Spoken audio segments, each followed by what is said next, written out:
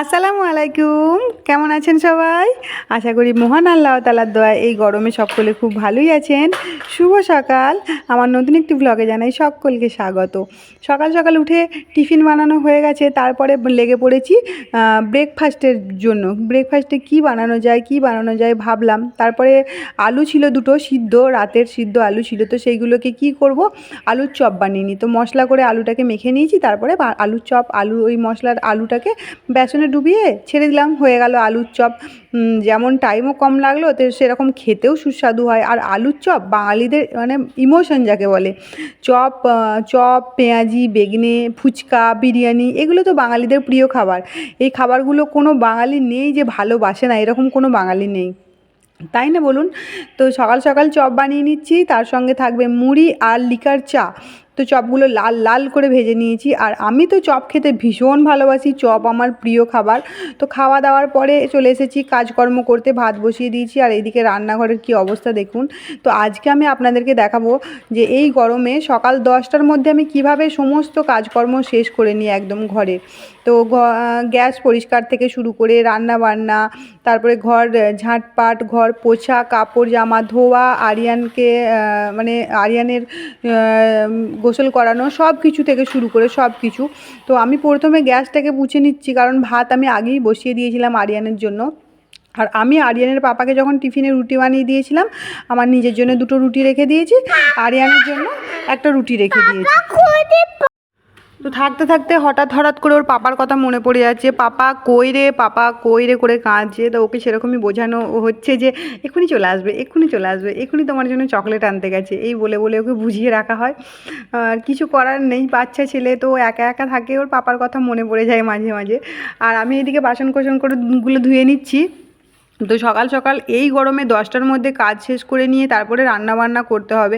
আজকে রান্নাবান্না বিশেষ কিছু করব না, কারণ সকালে রুটি ওই যে রেখে দিয়েছি, আর আরিয়ানের জন্য ভাত ডাল হয়ে গেছে। আর আরিয়ানের পাপাকে বলেছি বিকেলবেলায় চিকেন নিয়ে আসতে, তো সন্ধ্যেবেলার সময়, তো তখন চিকেনটা বানাবো। আর তাহলে সারাদিন আর কিছু রান্নাবান্না থাকবে না। আর আজকে ভাবছি একটু কিরানা মানে ওই মুদিখানার দোকানের মালপত্র আনতে যাবো, যেরকম রান্নাবান্না নেই।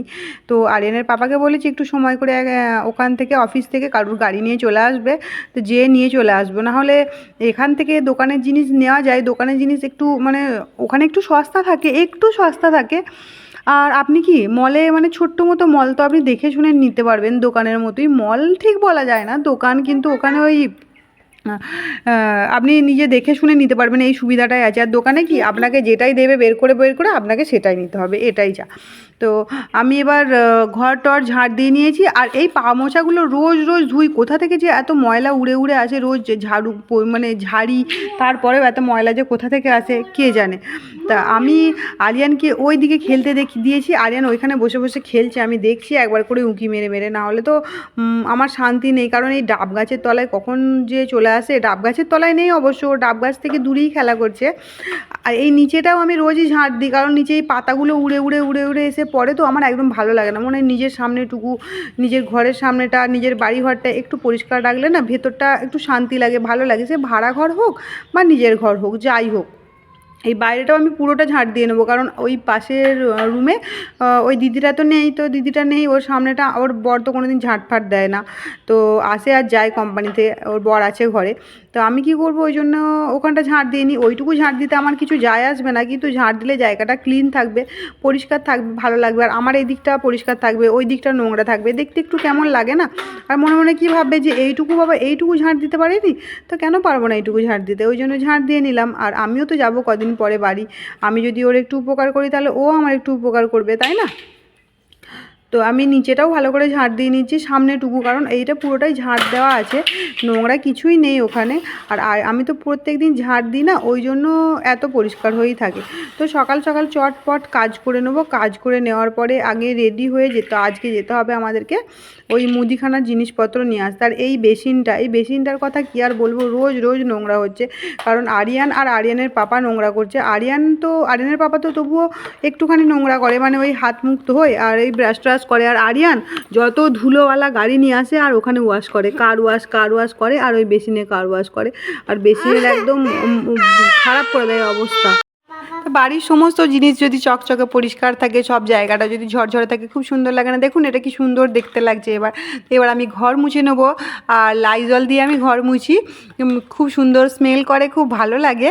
আমি তো ঘরটা মোছার পর আমার আর কোনো কাজ নেই, তারপরে এই কাপড় জামা ধুয়ে নেবো, ব্যাস হয়ে যাবে, তাহলে আমার কাজ কমপ্লিট। তো ঘরটা আমি বাইরেটা থেকে শুরু করব। ঘরটা মোছার আগে আমি এই বাইরেটা পরিষ্কার করে মুছে নিই, কারণ এখানে আরিয়ান দিন রাত খেলা করে, তো ওই জন্য। ঘর, দুটো রুম আর বাইরেটা আমার মোছা হয়ে গেছে। এবার আমি কিচেনটা মুছে নিই। কিচেনটা মুছে নেওয়ার পরে যে পানিটা থাকে অবশিষ্ট মোছার, ওটা আমি ওই নিচেটাতে ছড়িয়ে দিই। তাহলে যে ধুলোগুলো থাকে, যে ধুলোগুলো ওড়ে না, ভিজে মাটি হয়ে যায় তো, আর ধুলোগুলো উঠতে পারে না। আর পানিটা তো এমনিই নোংরা হয়ে যায়, ফেলতেই হবে, তো কী করব ওকে, ওই জন্য ওই নিচেটাতেই ছড়িয়ে ছিটিয়ে এইদিকে ওইদিকে প্রত্যেকটা জায়গায় ছড়িয়ে দিই। আর আরিয়ান তো ধুলো ওড়ানোর মাস্টার, এইদিকে ওইদিকে তো ধুলো ওড়াবেই, তার আগে আমি ওর ধুলো না ওড়ানোর ব্যবস্থা করে দিই। এবার কাপড় জামাগুলো ধুয়ে নিয়েছি, কারণ অল্পই কাপড় জামা ছিল, বেশি ছিল না। আর আমি এইদিকে মোবাইলটা মানে ঠিক করে রেখে গেছি যে যাতে ভিডিওটা বানানোর জন্য। আর ও জুতো নিয়ে এসে দেখাচ্ছে, জানেন কি বদমাস। তো কাজ টাজ করে নিয়ে আরিয়ানের পাপা, আমি আর আরিয়ান বেরিয়ে পড়েছি মুদিখানার জিনিসপত্র আনার জন্য। আর আরিয়ানকে মাঝে কেমন ভরে নিয়েছি দেখুন একবার, ওকে যেন রোদ না লাগে, ওই জন্য ওকে ওরকম করে ভরে নিয়েছি। আর রোদ যা লাগুক আর যাই লাগুক, ও বেড়াতে পেলে আর কিচ্ছু চায় না। সেজে গুজে একদম সুন্দর ফিটফাট হয়ে বেরিয়ে পড়েছে আমার হিরো ব্যাটা। চলে এসেছি দোকানে, আর এখান থেকে আমার যা যা দরকার আছে আমি ফর্দ বানিয়ে নিয়ে এসেছি, তো সেইগুলো নিয়ে নেব। পোহা, যেমন এটা পোহা বানানোর জন্য চিঁড়েটা পোহা বানানোর জন্য নিয়ে নিলাম। আর 4 কেজি তেল নিয়ে নিয়েছি। আর এখন বলবো না আপনাদের, এর পরের ব্লগে আমি আপনাদেরকে দেখাবো যে আমি এখান থেকে কি নিয়ে গেছি। আর আমি বেশি করে কি নিয়ে যাই এইখান থেকে, এই গুড়টা নিয়েছিলাম। গুড়টা দেখলাম স্মেলটা খুব ভালো, তো নিয়ে যাই। গুড়ের শরবত বা আচারে চাটনিতে গুড় দিলে ভালো লাগে খেতে। আর আরিয়ানের পাপাও আমাকে একটু হেল্প করছিল, আর সঙ্গে আরিয়ান তো ভীষণ হেল্প করছিল। এই ট্রলিটা এইদিকে ওইদিকে টেনে নিয়ে যাওয়াটা দায়িত্ব ছিল আরিয়ানের। আর আমি ফর্দ দেখে কিনছিলাম। এটা অনেক হাইটে ছিল, আমি তো পারবো না, ওই জন্য আরিয়ানের বাবাকে ডেকে বললাম পেরে নিতে। আর এখান থেকে লঙ্কা টঙ্কা যা আমার এভরিথিং যা লাগে মশলাপাতি, আমি সব কিছুই নিয়ে নেওয়ার চেষ্টা করি। কিছু যদি ভুলে যাই সেটা আলাদা ব্যাপার। তো এই যে দেখতে পাচ্ছেন কেমন ট্রলিটাকে ঠিক এইদিক ওইদিক করে ম্যানেজ করে নিয়ে চলে যাচ্ছে, একদম কাজের ছেলে যাকে বলা হয়। আর এখানে এই জিরে পাউডারটা না আমি নিই না, কারণ জিরেটার পাউডারটার কত দাম, আর জিরেটা 100 গ্রামে 50 টাকা দাম। এটা ঘরে নিয়ে এসে একটু গোলের সঙ্গে ভেজে নিয়ে ওটাকে মিক্সিতে গুঁড়িয়ে নিলেই হয়ে গেল। বলুন শুধু কেন আমি অত টাকা দিয়ে নিতে যাব।